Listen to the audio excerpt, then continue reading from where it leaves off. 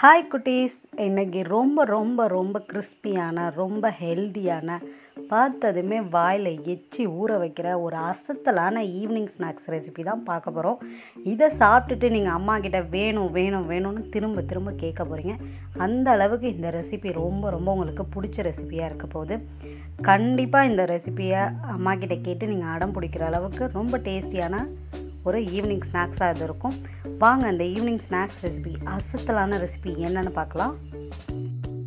இந்த ஸ்நாக்ஸுக்கு நான் 1 கப் அளவுக்கு சேமியா எடுத்திருக்கேன். அந்த 1 கப் சேமியாவும் நல்ல தண்ணியில் மூழ்கி இருக்க அளவுக்கு ஒரு 10 நிமிஷத்துக்கு ஊற வைங்க.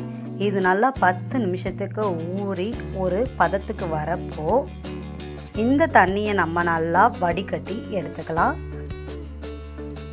இப்போ இந்த தண்ணியை நல்லா வடித்தாச்சு. தண்ணி பிசுறு இல்லாமல் எல்லாத்தையும் நல்லா வடித்து எடுத்துருங்க.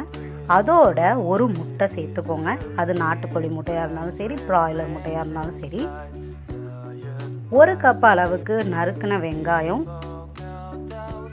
1 கப் 2 பச்சை மிளகா, அதில் கொஞ்சம் கொரியாண்டர் லீவ்ஸ் கொத்தமல்லியும் சேர்த்துக்கோங்க.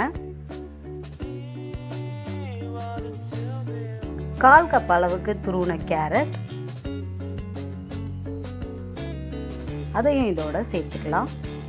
1 டேபிள் ஸ்பூன் அளவுக்கு மிளகாய்த்தூள், 1/2 டீஸ்பூன் அளவுக்கு மிளகுத்தூள், 1 டேபிள் ஸ்பூன் உப்பு, 1/4 teaspoon baking powder, 2 table spoon அரிசி மாவு. இது எல்லாத்தையும் சேர்த்து நல்லா மிக்ஸ் பண்ணி எடுத்துக்கோங்க. எல்லா இடத்துலையும் போய் ஈவனாக ஆட் ஆகுற மாதிரி நல்லா பிசைஞ்சு எடுத்துக்கலாம். எல்லா பக்கமும் அந்த மசாலா ஐட்டம்ஸ், முட்டை எல்லாமே சேரணும். நல்லா இப்போ நான் பிசைஞ்சு எடுத்துட்டேன்.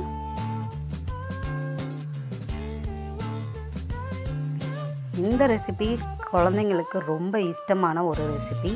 பாருங்கள், இப்போது நல்லா எல்லாம் பிசைஞ்சு எடுத்தாச்சு. இப்போ கொஞ்சம் பிரெட் கிராம்ஸ் ரெடி பண்ணிக்கலாம். இப்போது அடுப்பை பற்ற வச்சு எண்ணெய் சட்டியை ஹீட் பண்ணிக்கலாம். அதில் கொஞ்சம் ஆயில் சேர்த்துக்கலாம். நம்ம ரொம்ப டீப் ஃப்ரை பண்ண போகிறோம் இல்லை, சாலோ ஃப்ரை தான் பண்ண போகிறோம். அதனால் ஓரளவுக்கு ஆயில் சேர்த்தா போதும். நான் உங்களுக்கு என்ன ஷேப்பில் வேணுமோ நீங்கள் அதை எடுத்துக்கலாம். நான் ட்ரையாங்கிள் ஷேப்பில் எடுத்து திரும்ப அதை பிரெட் கிராம்ஸில் நான் 2 பக்கமும் பரட்டி வச்சுருக்கேன். இப்போ இந்த பரட்டி வச்சுருக்கத எண்ணெய் நல்லா ஹீட் ஆனோன்னே ஒன்றா போட்டுடலாம். பாருங்கள், பார்க்கும்போதே எல்லாருக்கும் வாய் ஊற வைக்கும். கண்டிப்பாக நீங்கள் இந்த ஸ்நாக்ஸ் வீட்டில் செஞ்சு கொடுங்க. குழந்தைங்க ரொம்ப விரும்பி சாப்பிடுவாங்க. நம்ம வீட்டில் இருக்க பொருளை வச்சு ஈஸியாகவும் குயிக்காகவும் செஞ்சு கொடுத்துடலாம். நல்லா எண்ணெயில் ஒரு பக்கம் வெந்ததுக்கப்புறமா திருப்பி அடுத்த பக்கத்தையும் பரட்டி போடுங்க. இப்போது 2 பக்கமுமே நல்லா வெந்துடுச்சு. இது நல்லா உள்ளேலாம் வேகிறதுக்கு கொஞ்சம் டைம் பிடிக்கும்.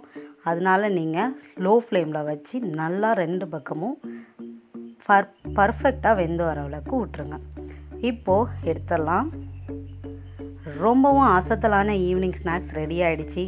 குழந்தைங்க கண்டிப்பாக விரும்பி சாப்பிடுவாங்க. குழந்தைங்க என்னங்க, நீங்களே அடிக்கடி இதை செஞ்சு சாப்பிட்ற அளவுக்கு டேஸ்ட்டான ஒரு ரெசிபியாக இருக்கும். கண்டிப்பாக ட்ரை பண்ணி பார்த்துட்டு உங்கள் கமெண்ட்டை கீழே போஸ்ட் பண்ணுங்கள். அது எனக்கு இன்னும் நிறையா ரெசிபிஸ் உங்களுக்கு ப்ரெசென்ட் பண்ணுறதுக்கு ஹெல்ப்ஃபுல்லாக இருக்கும். கண்டிப்பாக இந்த வீடியோவை நீங்கள் ரசித்து பார்த்துருப்பீங்கன்னு நம்புகிறேன். இன்னொரு புதுவிதமான ரெசிபியோடு உங்களை சந்திக்கிறேன். அது வரைக்கும் பாய் குட்டீஸ் அண்ட் ஃப்ரெண்ட்ஸ்.